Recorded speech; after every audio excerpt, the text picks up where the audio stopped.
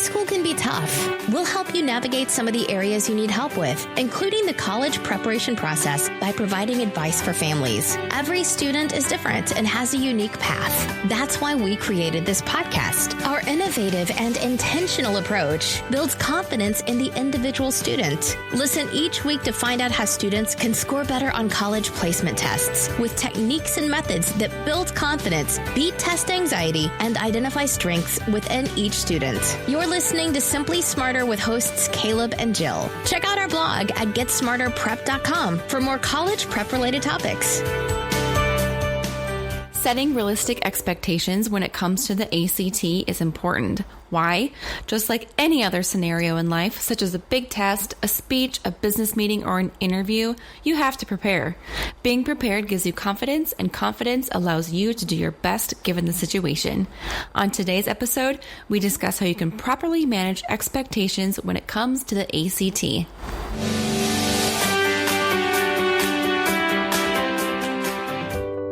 Welcome back. Good morning, Jill. How are you? I'm great. I guess it's actually technically afternoon, isn't it? Good afternoon, Caleb. Good afternoon. Today's just flying by, I guess. It is. It really is. Yeah, it is. Big week for you, by the way. Is it? It is. Is it, though? Birthday week. Oh, shoot. How old are you going to be? Let's just say I'm officially in my late 30s. You can do the math from there. Okay, fair enough. I'm not comfortable saying that number yet. Oh, you're not? It feels kind of weird. Age is just a number. I'll be 37. Okay, there it is. This weekend. Be confident in that answer. I like it. You know, you tell your students that. Be confident in your answer. There it is. Be confident in your age. You know what is kind of cool about 37? Nothing. It's a prime number. That's fun. Oh, yeah. Yeah. I'm weird. Yeah.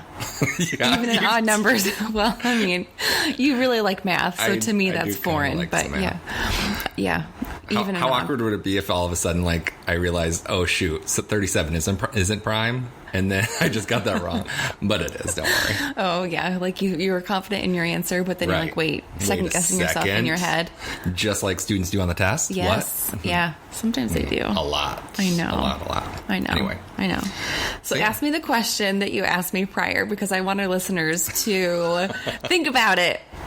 This is just my brain works in a strange way. Yeah. So I was thinking about how, like, I have a good friend in Colorado whose birthday is the 18th of April. Mm-hmm. And I thought to myself, the 18th, that should be either Wednesday or Friday, right? But it's not. It's Thursday. Because for some reason, since I was a kid probably, I've always thought of, like, Monday, Wednesday, Friday. Those are even days of the week, right? And then odd days of the week are Tuesday and Thursday for sure. Yeah. I would also say Sunday and Saturday. But yeah. I think you may have a different hot take on that one. Yeah, I do. So you asked me that question earlier, and I was like, what do you mean different? Like, even in odd days of the week? You're crazy. And then I thought about it, and I was like, well, I really do think Monday, Wednesday, Friday are even in my head, and Tuesday and Thursday are odd for some reason. But then, like, Saturday, Sunday, even to me. Even Steven. I'm not sure if we know what even and odd numbers are anymore, is what that means. I'm just kidding. Basically, we just make it up in our head and go with it. Kind of. I guess so. I'm fine with it. Here's a fun question that I ask students when we're going back and reviewing, like, the basics of math. Mm-hmm. So is 0 an even number or an odd number or none of the above? What do you think? I feel like it's a trick question, so none of the above. Oh, shoot. That's what a lot of students say. Yeah. It's not. It's even. Yes. There's that confidence thing. Well, right? Yeah, it would have to be even because one is odd, and if it's every other. Negative one is odd, right? Yeah. Yeah. I won't get into this. I won't bore everybody with the details of that, but get into the math. Well, that's good to know. It's a little tidbit. Yeah. That's on the test? It can be. Yeah. It can be. Sometimes. They'll throw in some weird stuff, nomenclature type things every once in a while. Those test makers. Weirdos. You never know. Well, we want to talk about managing expectations when it comes to the ACT today. Yeah. I think this is an important topic. Right? It is. I feel like a lot of people, there's like two camps. Like we've gotten so many phone calls lately about parents with 7th graders that want to help their students prepare for the test. And oh my gosh. That's really early. That's really, really, really early. Yeah. Right? Considering most students in the U.S. don't even take an official test until senior year. Oh boy. Well, we would consider that probably a little bit late, right? Right.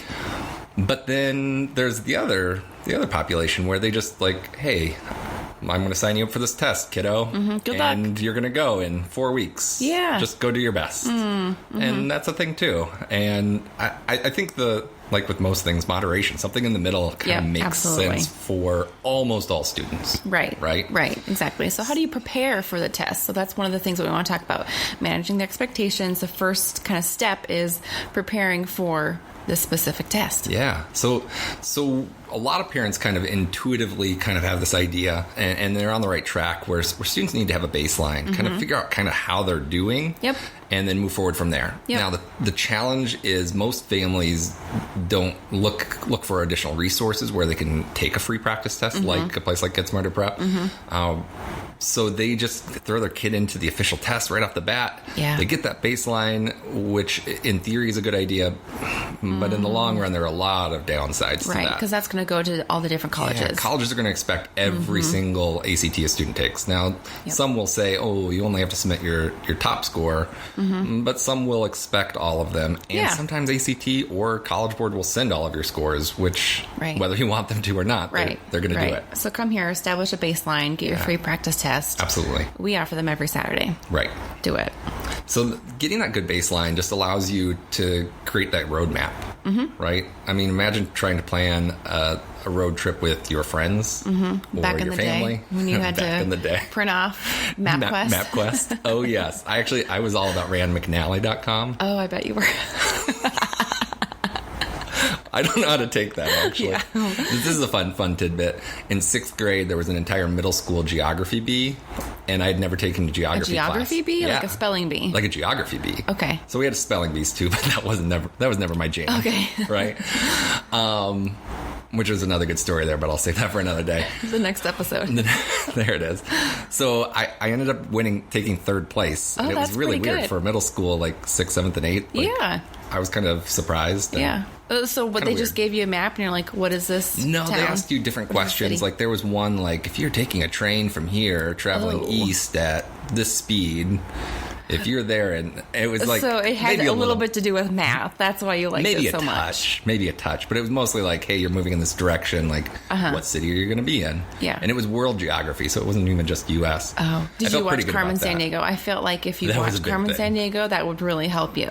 I was the kid on road trips that I'd stare at the atlas in the back seat for, like the entire trip. Wow. Like I just found that kind of stuff fascinating, right? I'm super weird. I would look at the map and I'd be like, okay, how far do we have now? Oh, how far do we have now? I'd get my little Wheel of Fortune game.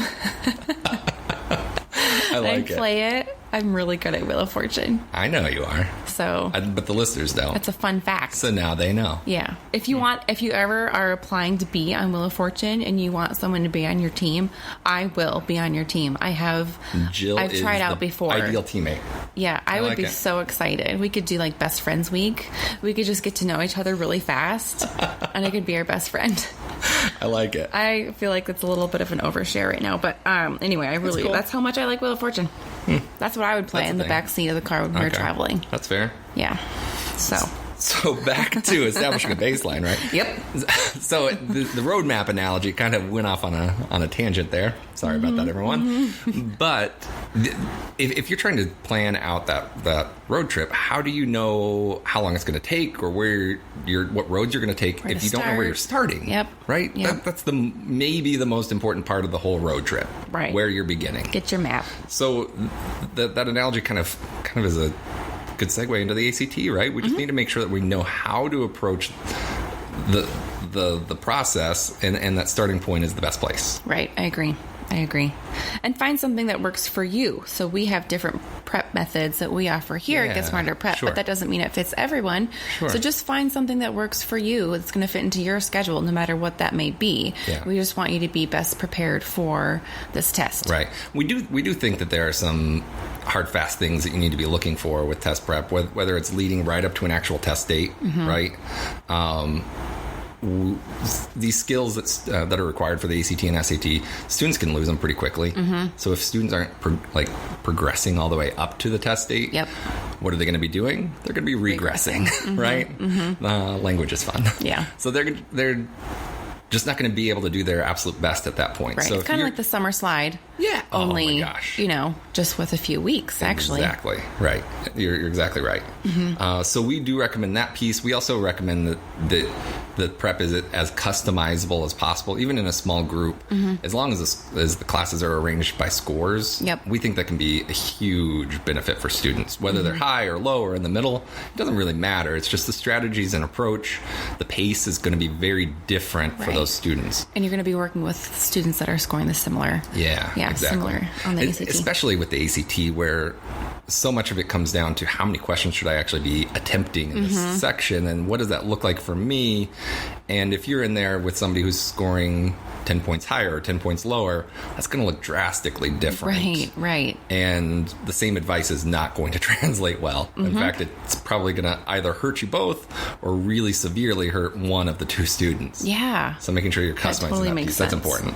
Right. So we also, of course, along with setting that good baseline, again, setting good goals. Know where you're headed. Yes. Sometimes that changes. So sometimes I'm headed to see my sister in Illinois, but really the final destination is Chicago, because Chicago is a little bit cooler, right? But again, have a good goal in mind. Otherwise, you're just kind of like going through the motions at that point. Yeah, and every goal is going to be different for every student. Everybody, right? Everybody has different expectations with regard to colleges and scholarship money and things like that. So it needs to be customized for their specific needs. And of course, everybody's starting at a different place. So making sure that we're really targeting those specific pieces, and we can kind of put together a good game plan from there. Yep, absolutely. I love that. And this is something else I want to throw out there, because a lot of people fall for this trap as they start comparing their scores to other people, and they just set them up for failure, right? Yep, that always happens. Well, that happens in life no matter what. Right? But specifically on the ACT, I mean, if all of your friends are juniors and they're all taking this test, absolutely, they're all going to compare. Right. I heard a comedian recently, and he was talking about like how it is a fail. And again, this is not what I advocate, but I thought it was humorous because it kind of fits this. And it was talking about how like people compare each other, and it's like it's gonna steal your joy, right? That idea, right? But what if you only compare yourself to people who aren't as good as you? Whether it's sports or something, then it's gonna build you up, right? But that's true. Obviously, that's not how it works. My brother got a 13 and I got an 18, right. So I'm doing great. So making sure that you're setting goals based upon what you actually need and not what somebody else is talking about or saying, because we've talked about this before. There's so much score inflation that happens, whether it's the students wanting to kind of seem or feel smarter to their peers, or parents trying to brag and make their kids sound even better. Like it happens. It does happen. So take it for a grain of salt and focus on exactly what you need to achieve your goals. I love that. Okay, that's how we start preparing for the test. What about what's the norm nationwide? I mean, we talk about kind of in your specific area quite a bit, but what about nationwide? Yeah. So in the U.S. here, so let me back up. The ACT and SAT are basically on a national distribution of scores. So they're using that old bell curve that we all have seen and learned at one point in our lives, where almost 50% is right there in the middle, and it's the top of the curve, the bell. And then you have those like edges that like hardly anybody scores those scores, right? And that's going to be the extreme low scores and the extreme high scores. Right. And roughly 70% of students are going to be scoring between right around that 17 to 24 mark. I mean, that's 70% is a lot of students taking the ACT. It is. So if you're in that range, like, hey, guess what? You're normal. Right. Hip, hip, hooray. You know what I just thought of? What's that? Like, you hear stories in the news and on social media about students who score a perfect 36. Why don't you hear stories about the students who score really low, and like someone swoops in, like, hey, we're going to offer you this, or we're going to give you, test prep, we should do that. We could do that. Yeah. It's actually almost impressive. Usually when a student gets the absolute lowest scores, like they're in the bottom 1,500, kind of like 36 is the top 1,500. It's usually because they just didn't, like, they fell asleep and didn't bubble anything in. Okay, I think my husband actually fell asleep on the ACT. He told me that once. It's like, what? How do you fall asleep? It's a big test. It is a big test. It's a lot of pressure. That's anyway, weird. That's what I'm married to. Aren't you lucky? I'm the lucky duck in the room. So, again, there's a lot of misconceptions about how the test is scored. And a lot of it just goes back to this national distribution, right? If a student, if an entire class of Algebra 2 students, everybody studied really hard for their test the next day, and everybody did really, really well, everybody could get an A. Right. True? Yep. Right? Like, that's how That would school make works. sense. That's how kind of generally things run. On the ACT and on the SAT with College Board, that's not how it works, right? No Weird. more than 6% of students who take the ACT will ever score a 30 or higher on the exam. Yeah. Never, right? So how a student does on the exam is based on how they do compared to all of their peers. So that's how they come up with these scores. So there are such things as really easy tests and more difficult tests. Right, because you and hear that. those in the middle, right? But you don't know which one that it is. never I mean, know. you never know. And it's funny, again, working with dozens and dozens of schools at a time, you'll hear completely conflicting ideas. Like one school A will say, hey, that June test, take it because it's so easy. Right. And school B will be like, avoid June, it's the worst. And it's just kind of amusing from our perspective because we know, and now everyone else knows, hey, guess what? It doesn't matter which test we're taking because our score is based upon our peers. And on top of that, they use an equating process. And I won't get into the nerdiness of it all, right? Don't make me fall asleep over here. But they do take into account not only everybody who takes it on your test date, which is hundreds of thousands of data points, but they're using the 11 tests prior to that as well, which now you're talking about millions and millions of comparison points. So if it's an easy test, okay. If it's a difficult test, okay. It doesn't matter because everybody got that more difficult test, and they're using that statistical model to figure out, like, oh, if you would have taken it on another test day and maybe it was a much more difficult test, well, Still who cares? doesn't matter. Yeah. It's still the same. Right? That makes sense. In fact, I tell my students I'd rather them have a really difficult test, just because I know that my students are generally more prepared than other students. So they're ready for those really, really tricky questions, which can just help set them apart from their peers that much more easily. Yeah, good for them. No, I love that. So anyway, so that's kind of the basics behind that. Okay. I mean, there's a whole chart on the Testmakers websites on ACT.org or collegeboard.org, and you can kind of check that out. And it's just called the national distribution, or sometimes you can just type in percentile chart. Right. You can kind of see the full breakdown of that and see kind of what each score really actually means, because we have a total misunderstanding as a culture of what those scores look like and what our expectations should be in that regard. I love that. Okay. Very good. Thanks for explaining that to us. What about preparing for different situations? So many kids get flustered easily, right? I mean, I know I did. When I studied, I had to have, I was in my room, locked in my room, studying, reading a couple different times, going over the quizzes. I had to have complete silence. Other students, like other people that I know, some of my friends and my husband, he would have music on and it'd be loud. And I'm like, how are you concentrating right now? I don't understand that. Yeah. It was so foreign to me. We would actually advocate the method of preparing like what you were doing, right? We want to make sure we're mimicking the actual environment.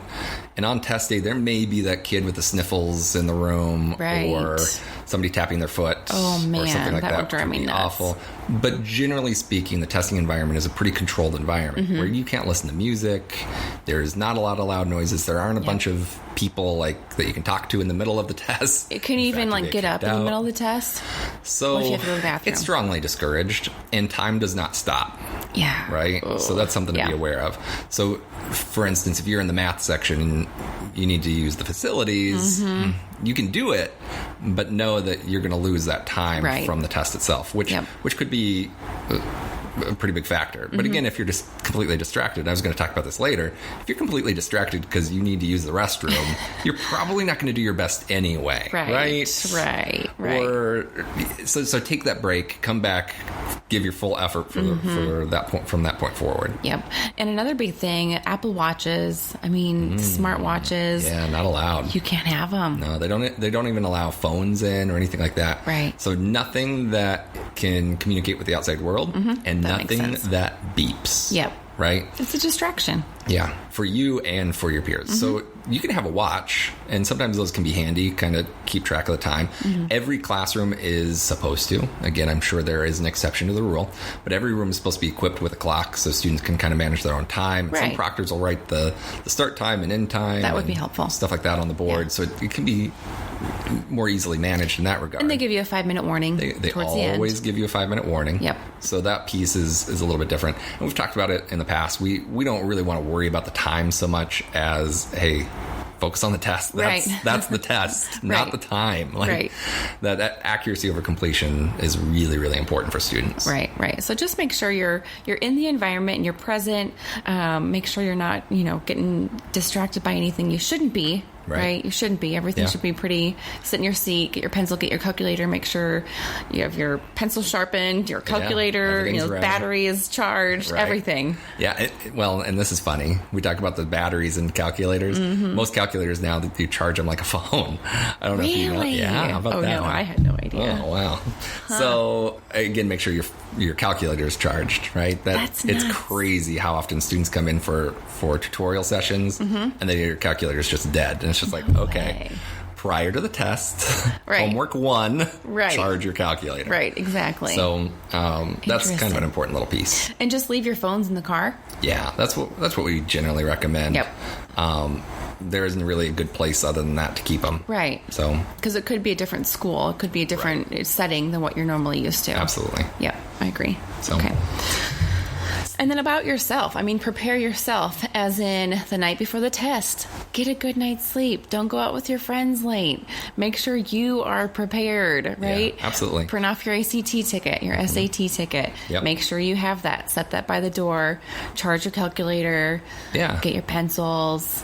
Set yourself up for Yeah. success, right? Yes. I mean, the good night's sleep thing, I want to touch on for a second, because a lot of people and a lot of parents will advocate, like, oh, the Friday night before the test, make sure you get a good night's rest. But our sleep doesn't really work that way. Like, our bodies, we need a little bit more time than that to adjust. And what I've seen studies show, like, you need at least 3 days of consistent rest before your body's like Rested. back. Yeah. So, like, Wednesday night on, at least, that's when you need to be Okay. kind of averaging that 8 hours of sleep, Yeah. or at least, right? Or just attempt. Like, Yeah, go in your yeah. room and lay down at 10 Rest. o'clock at night. Exactly. Don't be out. Don't get off the internet. Exactly. Get off social media. That's a big piece. Yep. The other piece that I keep seeing more and more is, and again, we take it for granted, is hydration, right? Like, a lot of us, it's a big thing in our culture. Like, Yeah. we drink a lot of water, Yeah. comparatively to at least my youth, anyway. Oh, yeah. Right. So, making sure that we're well hydrated, because sometimes we think of, like, oh, if we're not 100% hydrated, if we're 99% hydrated, well, my brain's going to still be 99% effective, right? Like, that seems, You would seem. it should be linear, right? Right. It's not. Like, you are not quite fully hydrated, and your brain is at like 80%. Like, it's Really? crazy. It drops so quickly, and again, little things like that can make a big difference Yeah. on And then test you days. feel sluggish Right. if you're not hydrated. And you're sitting there for 4 hours. Like, it's easy to feel that fatigue just simply because you're not hydrated. Yeah. So make little sure you're things like hydrated, that. but also use the restroom before you take the test. Right. So many things. And during your break, right? Right. So many things. And eat a healthy breakfast. Yeah. Right? Grab a breakfast bar at least. I mean, it's a long test. Yeah. You know. I recommend to our students that they don't go overboard. Like, it's easy to do that. Like, you hear Oh, eat a sure. healthy breakfast, and you don't usually eat Eggs, breakfast. sausage, and then all of a sudden you're going all out, pancakes. and then you're like, oh my gosh, I'm so full. I'm so uncomfortable. Like, that Right. can be a distraction Right. too. So don't go too far off your norm. But definitely make sure you eat something. And maybe have a snack in between. Oh, yeah. So there are certain things that we recommend that all students take with them on test day. And, of course, their ticket, their ID, so that they can actually get into the test. Yes. And then making sure that they are taking their pencils, their calculator, their water, right? We just talked about hydration, and a snack. Yep. They won't allow you to have your water and your snack on your desk while you're testing. Okay. So you can't, like, continuously have them, like, snack on the or anything. floor, like in your purse or something. Kind of with your calculator, right? Yep. So everything will be kind of set away, but during the breaks, it's a great time to replenish yourself. Okay. Right? The other thing that I want to talk about with the break, so between the math section and the reading section of the ACT, students are given 10 to 15 minutes where they can kind of just decompress a little bit, use the restroom, whatever they need to do. And they need to. I've been reading an interesting book by an author, I believe his name is Daniel Pink, and it's called When, and it's all about like the timing of like how, like the flow of our day, and like when are we at our best, and when do we start getting sluggish, and it talks a lot about this, how like leading up to lunchtime we just are just like dead, right? Like 8 o'clock, 9 o'clock, 9:30, like we're fresh. good, we're on it, right? We're doing our absolute best. Let's do this. And then you hit your break, and if you don't replenish, if you don't wake yourself back up with some food and some water and some good conversation, we're social beings, right? We are. If we don't have some kind of interaction and some kind of positive interaction, it's good to have that positive interaction, like with your friends talking about the test, I guess. But take your mind off that. Yep. There have been so many studies that have talked about, like, even in a workplace, if you set aside 5 minutes an hour and you kind of get up and move around and you stretch and you walk, you drink some water, you talk to somebody not about work. Right. Holy crap, your work is so much more productive throughout the rest of the day because you're doing those little things. And the same thing holds true for students. Maybe even more so, because adolescents have very different needs than adults. Yeah. And they're not adults yet. So. And they're not adults quite yet. They're kids. Right. Sometimes I think they are, but not quite yet. Not yet. So making sure that we're kind of treating it kind of like game day. We have a good game plan going in, and we're utilizing all of these different aspects, whether it's during the break or before the test or whatever else. Right. And let's talk about confidence, because I think confidence is key. Yeah. You know, you've prepared all these different ways, and now it's game time, as you say. So let's get in there. Let's be confident with our answers. We've studied. We've done everything that we should have already done. Right. And now it's time.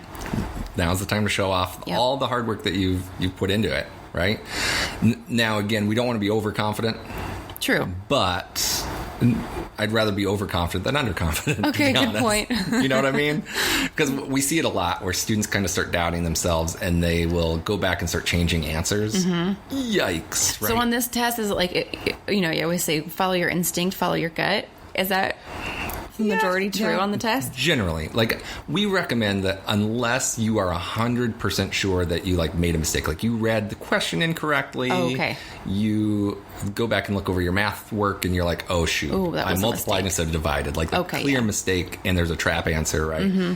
Then you can change. Like, that is A-okay. But if you're just like, oh, I did this problem before and now I'm going back and I'm looking at it again and I think maybe it's this other one, don't change it. Do not change it.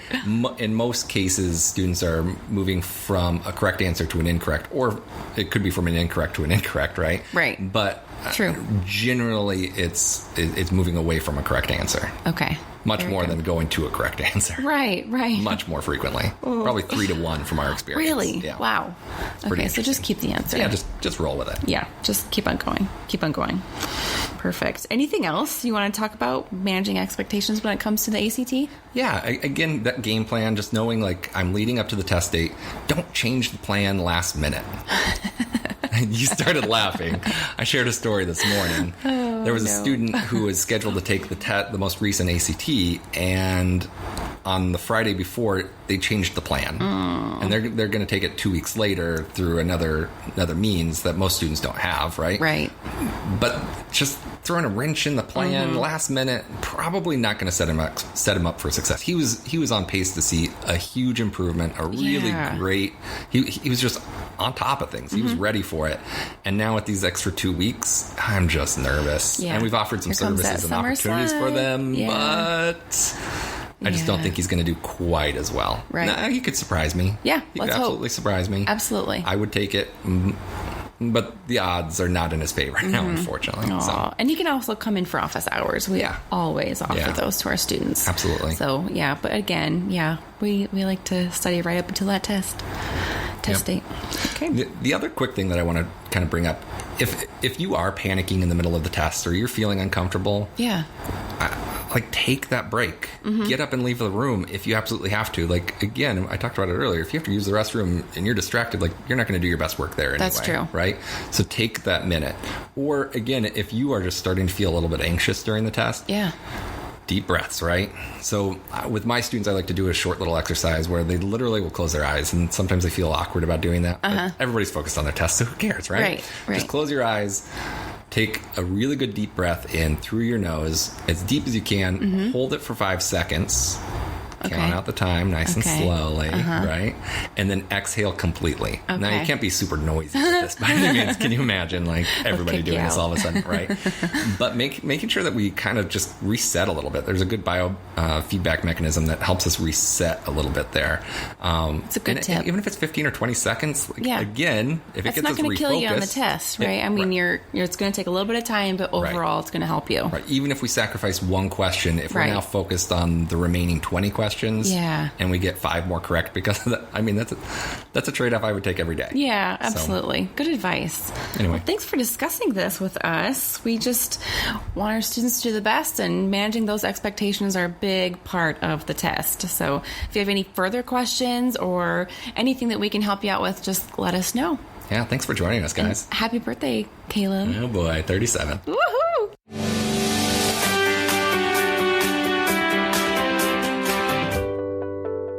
Thanks for listening to the Simply Smarter podcast with Caleb and Jill. If you like our show and want to know more, check out our blog at GetSmarterPrep.com or subscribe to the podcast to hear us talk about all things ACT related. Join us next week as we discuss what measuring success looks like when it comes to testing, grades, and the future of college admissions.